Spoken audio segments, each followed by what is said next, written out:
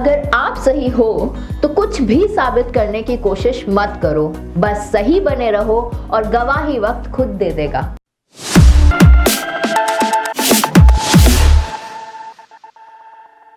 Hello everyone, welcome back to teguniti.com और मैं हूं आपकी होस्ट दिव्या। आई होप आप सभी बहुत अच्छे होंगे और हमारे इस वीडियो सेशन में आप देखने वाले हैं what is the future of network marketing in India.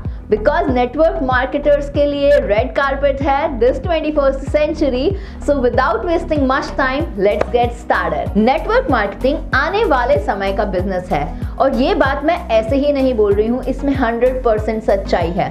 आज अगर आप कंट्रीज को उठाकर देखें कि जो भी कंट्री डेवलप्ड है उन सभी कंट्रीज के अंदर नेटवर्क मार्केटिंग बिजनेस को बहुत ही ज्यादा प्रायोरिटी दी जाती है, क्योंकि नेटवर्क मार्केटिंग बिजनेस एक लोगों का बिजनेस है और जब तक दुनिया में लोग रहेंगे तब तक ये बिजनेस चलता रहेगा और दुनिया ऐसे ही खत्म नहीं होने वाली है। इसलिए इस बिजनेस को लॉन्ग टर्म तक लोग कर सकते हैं और ये 100% रिस्क फ्री बिजनेस भी है। कुछ लोग इस बिजनेस को कहते हैं कि यहाँ पे बंदे फंसाने वाला काम किया जाता है या फिर कहते हैं कि ये एक चेन वाला सिस्टम है।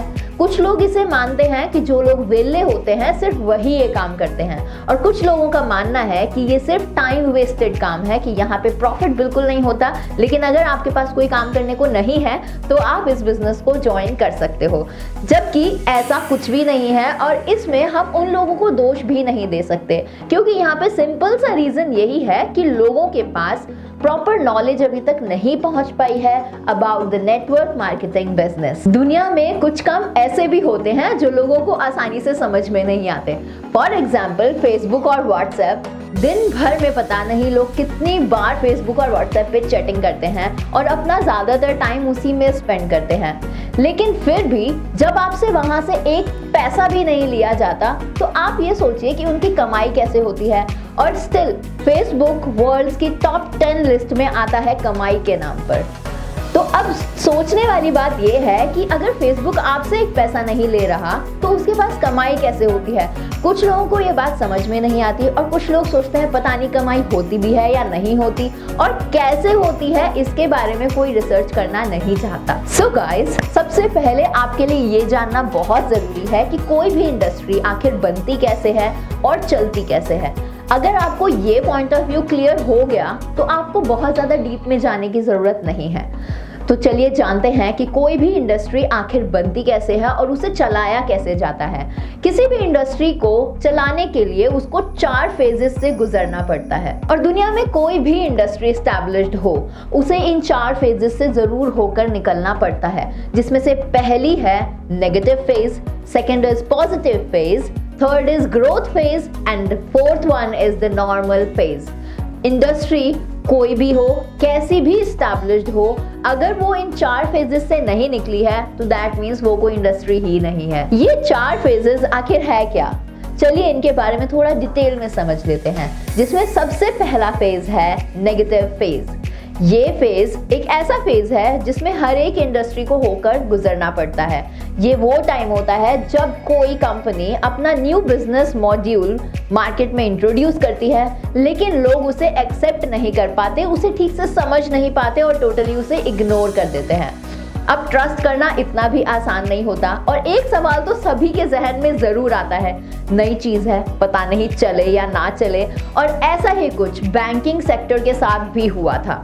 जब बैंकिंग सेक्टर इंट्रोड्यूस हुआ था इंडिया में तो लोगों ने ट्रस्ट नहीं किया और कर ही नहीं पाए, क्योंकि किसी पर ट्रस्ट करना इतना आसान भी नहीं होता। अब कॉन्सेप्ट ये था कि आप बैंक में पैसा जमा कीजिए और उस पर थोड़ा सा इंटरेस्ट आपको मिलेगा, लेकिन ये एक लालच जैसी चीज दिखती है जिसमें लोगों को ये था कि अगर हमने अपना पैसा बैंक में रखा तो कहीं बैंक हमारा पैसा लेकर भाग ना जाए, और इसीलिए लोगों का ट्रस्ट यही था कि अपना पैसा है तो अपने घर में रखना ही ठीक है। और इंश्योरेंस सेक्टर को भी लोगों ने आते ही नकार दिया था। रीजन सेम था, लैक ऑफ ट्रस्ट, और दूसरी चीज ये कि जिंदगी का तो पता नहीं है, इंश्योरेंस किस बात के लिए भाई। अब इंश्योरेंस के ऊपर लोगों का बिलीव तब तक नहीं बनता जब तक कोई इंश्योरेंस लेकर उसका फायदा ना उठा लेता, और ऐसे बहुत सारे एग्जाम्पल्स हैं। Like IT industry, telecom sector, online shopping and many more. ऐसे बहुत सारे एग्जाम्पल्स हैं जिनको आते ही लोगों ने नकार दिया था और उन्हें एक्सेप्ट नहीं किया था। लेकिन आज वही सब चीजें बहुत ज्यादा ट्रेंड में है, क्योंकि आज के फेज में लोग उसे अपना रहे हैं और इस फेज को हम कहते हैं पॉजिटिव फेज। ये है हमारी सेकेंड फेज। ये वो टाइम होता है जब लोगों का इंडस्ट्री के ऊपर ट्रस्ट बढ़ने लगता है, लोग उस बिजनेस मॉडल को एक्सेप्ट करने लगते हैं और उनका ट्रस्ट एक चीज पर डिपेंड करता है, वो है रिजल्ट्स। जब लोगों के सामने रिजल्ट्स आने लगते हैं तो उनका ट्रस्ट ऑटोमेटिकली बढ़ने लगता है और जो लोग इंडस्ट्री में उस टाइम दिलचस्पी नहीं दिखा रहे होते, जो इंडस्ट्री को इग्नोर करते हैं टोटली, वो रिजल्ट्स देखने के बाद उस इंडस्ट्री के अंदर दिलचस्पी लेना शुरू कर देते हैं। जैसा कि बैंकिंग इंडस्ट्री के साथ हुआ था। बैंकिंग इंडस्ट्री को स्टार्टिंग में लोगों ने बहुत ज़्यादा इग्नोर किया था, लेकिन जब किसी ने अपने रिश्तेदार या दोस्त को बैंक में पैसा रख के उस पर सेफ्टी मिले और उसके साथ उनको इंटरेस्ट मिला, तो लोगों का ट्रस्ट उस बैंकिंग इंडस्ट्री के ऊपर बढ़ गया।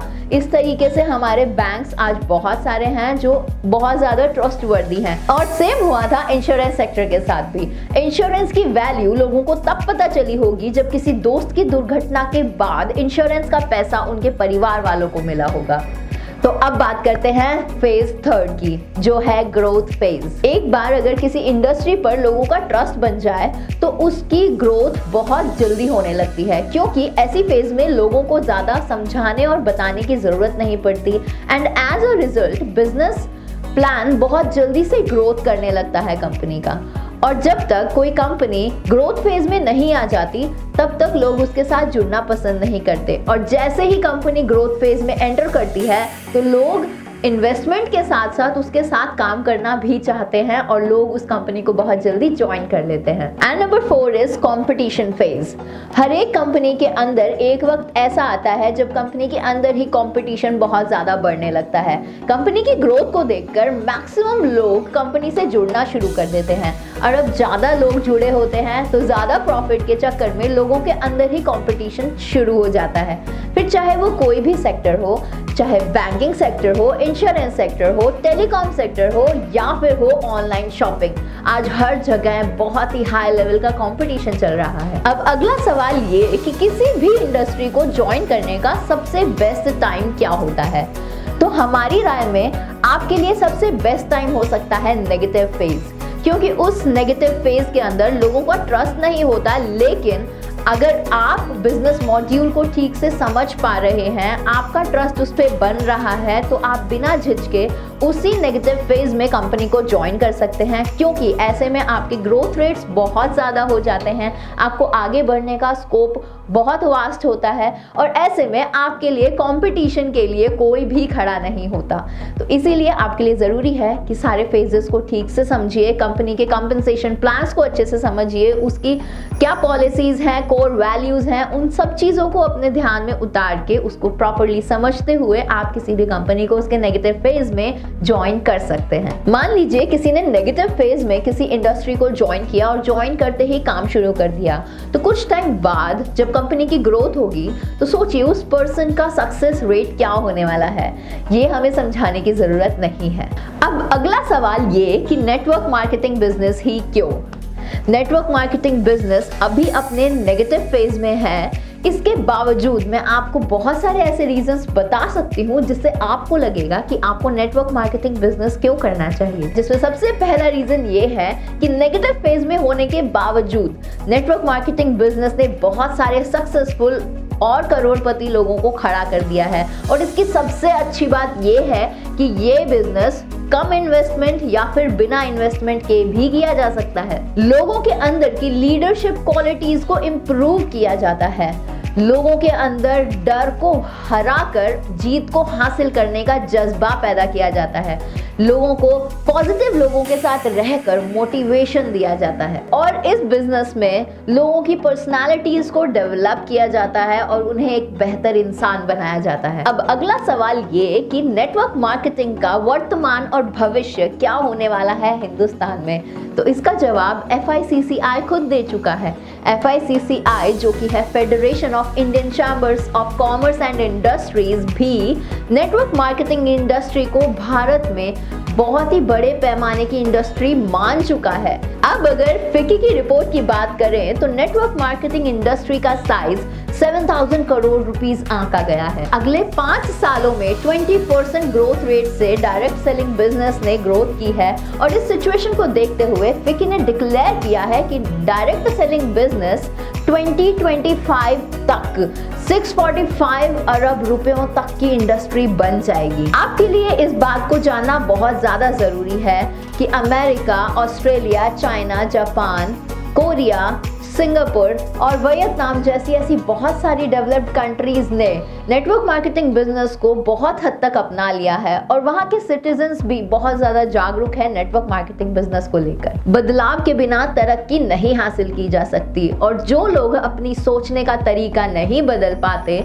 वो अपनी जिंदगी में कुछ भी नहीं बदल पाते, यानी वो अपनी जिंदगी में कुछ भी नया नहीं कर सकते।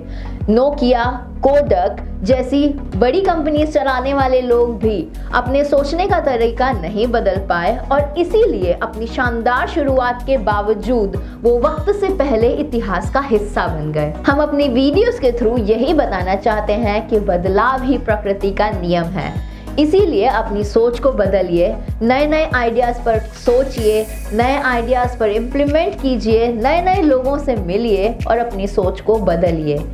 आपको अपनी बेहतर जिंदगी के लिए किसी एक पर्टिकुलर गोल की जरूरत नहीं है। आप अपने छोटे छोटे प्रयासों से भी अपनी जिंदगी को बेहतर बना सकते हैं। आपका एटलीस्ट एक गोल होना जरूरी है ताकि आप उसके लिए काम कर सकें। रोज एक जैसा जीवन ना दोहराएं, हर दिन कुछ नया करने की कोशिश करें ताकि आप इस दौड़ में कहीं पीछे ना रह जाएं। So here we have a proven, time-tested and 100% risk-free business module of 21st century to take you to the next level of entrepreneurship.